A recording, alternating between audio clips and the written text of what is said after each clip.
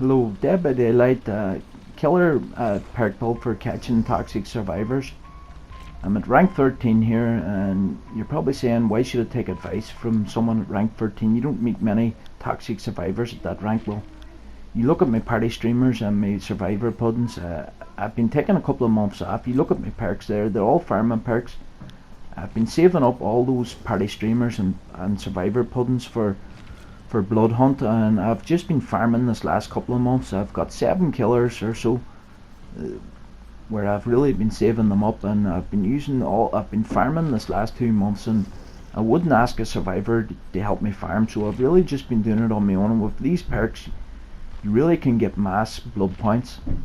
I've really been ranking up most of my killers and putting lots of perks on my killers.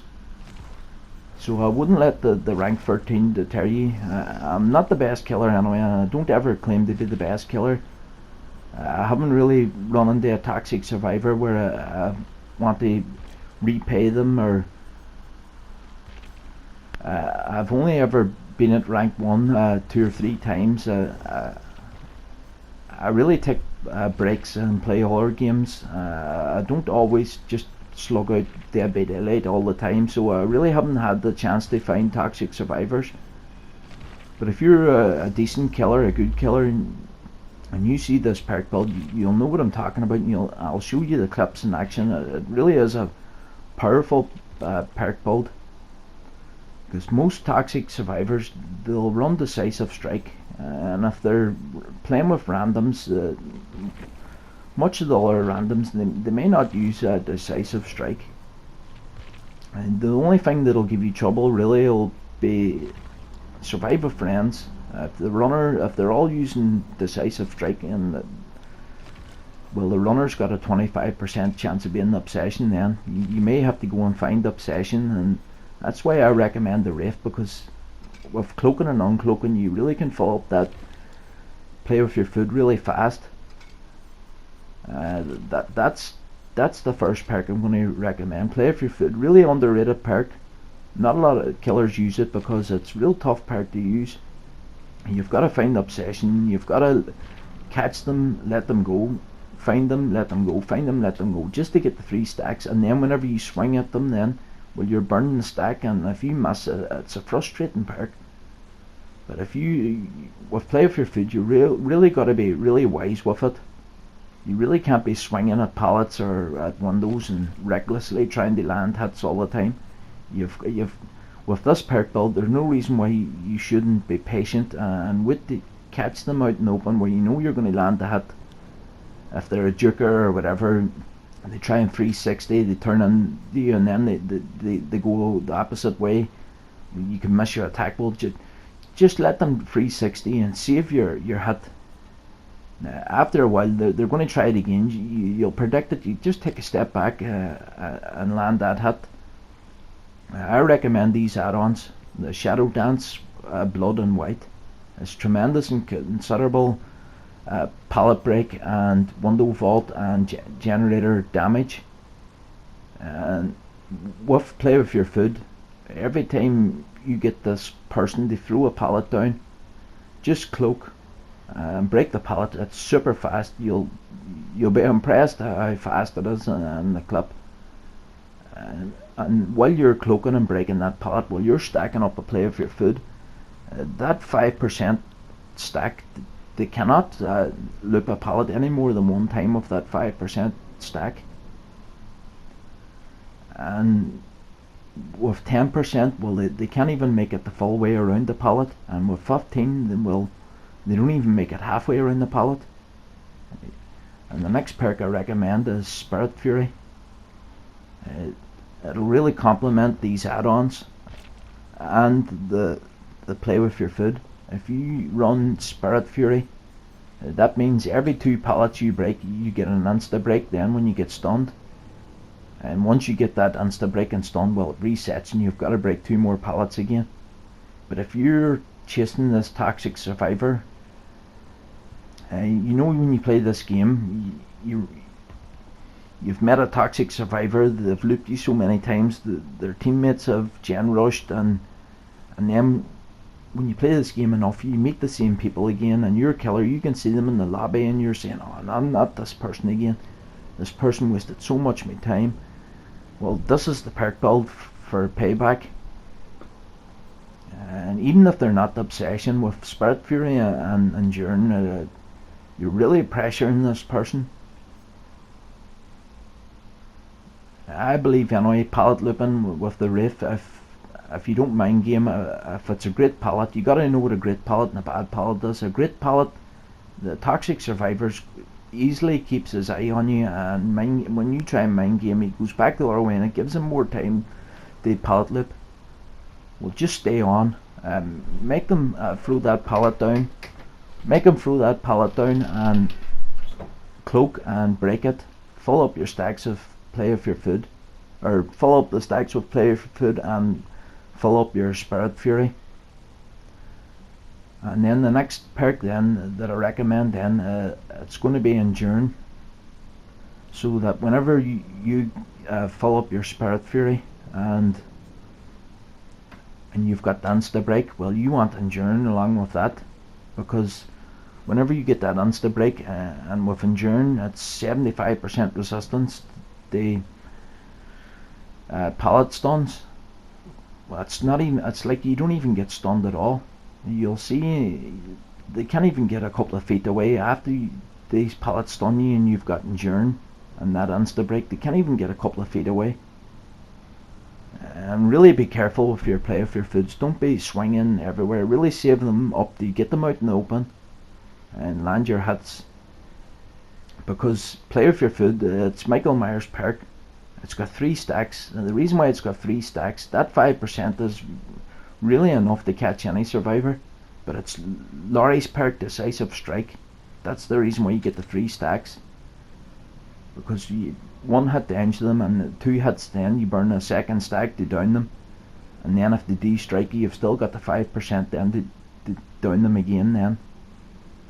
I recommend no one escapes death then.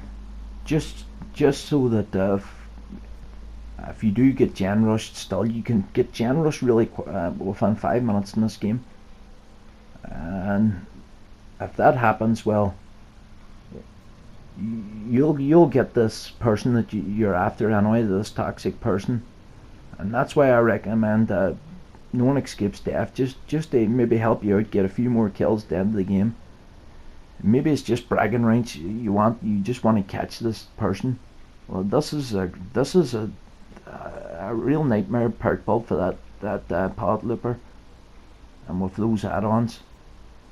If you haven't got the Wraith ranked up, I recommend you start farming points with your killers, using Beast of Prey, distressing, take them off from trying to make it the number 1. Just farm blood points.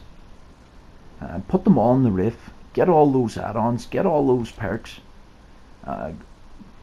Check the Shrine Watch to see if Spirit Fury's in there, or Enduring, or rank up the Hillbilly or the Spirit the 40, and get those 2 perks, teachable perks, and put them all in the Wraith. Real great perk build for catching toxic survivors. I'll show you the clips here now. I know it's only rank 13, but really I'm not concerned in this clip of pressurizing survivors, slowing down gen repair. I never kicked the gen in this clip. I just really, and I wasn't even in no rush to catch this toxic survivor. I just really wanted to show how quick the pallets break with the add-ons, and how quick you vault windows, and how to stack up Spirit Fury, and how it all works. And I'm using the Azeroth key here so that I can go to Pallet Land, which is Auto Heaven Wreckers.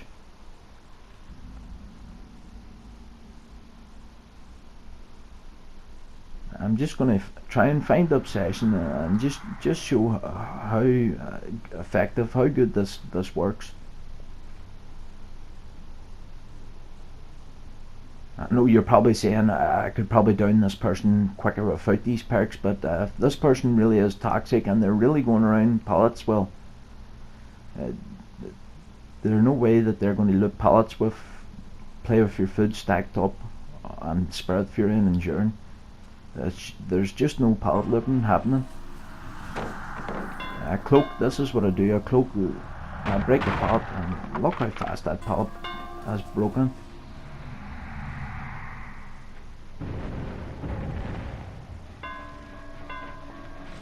This is the obsession. You see a cloak, I broke the pallet. Now I've got Spirit Fury ready, and I've got a stack of Play With Your Food by cloaking and uncloaking. Now I've got my 3 stacks. I just quickly vault through a window. I probably should have went through the window again here, but I've got 2 stacks. Sorry, I've Play With Your Food. Now when I cloak again, I'm going to let him pallet stun me. And with Enduring, he hasn't even made it anywhere. I've burnt a stack of Play With Your Food, so I cloak again and I get that second stack back. If this guy or person that you're looking for, if they're the obsession, they're really marked for death. Now I cloak because I knew he was going to put the pallet down. He really couldn't loot that pallet with that 1 stack of Play With Your Food. And now I'm going to uncloak and force the person to put this pallet down again. I really could have downed this person a lot sooner, but I really just want to demonstrate the Spirit Fury and how fast the pallets break. And now I've got the 3 stacks. I down this person. I know they've got Decisive Strike.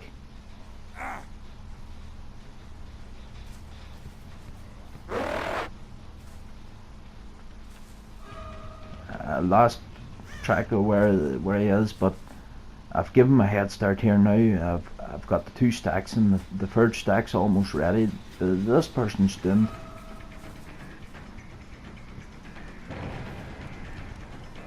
He tried to juke me a bit there, but I just took a step back and predicted it, and now I have him on the hook. It'll work on rank 1 survivors, no doubt. That you just can't pallet loop with that perk build.